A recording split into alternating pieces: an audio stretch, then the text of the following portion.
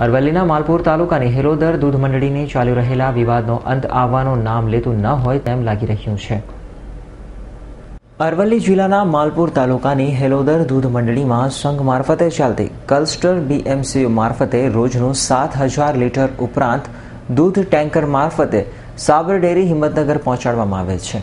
ત્યારે ચેરમેન અને ડિરેક્ટરના ઇશારે હેલોદર ક્લસ્ટરને તેમજ દૂધ મંડળીને અવારનવાર વિવિધ ભણ હેઠળ પરેશાન કરવામાં આવતું હતું।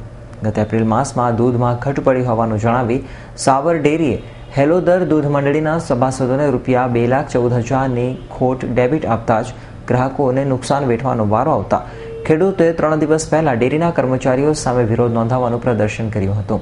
ત્યારે આ મામલે સાબર ડેરીએ હેલોદર દૂધ મંડળી સાથે જ કિન્નાખોરી ભર્યું વર્તન અપનાવી ઉલટો ચોર કોટવાલને દંડે તે નીતિ રાખી 3 દિવસથી હેલોદરા દૂધ મંડળી અને ક્લસ્ટરનું દૂધ લેવાનું બંધ કરી દેતા દૂધના વ્યવસાય સાથે સંકળાયેલ ગ્રાહકોની હાલત કફોડી બની જવા પામી છે।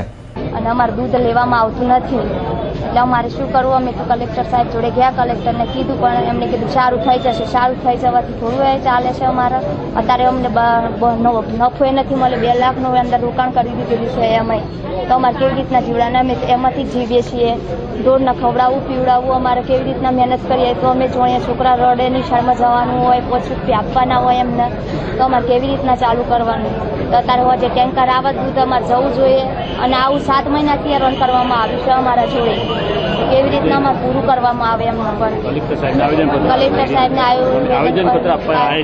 આયોજનપત્ર આપવામાં આવે છે।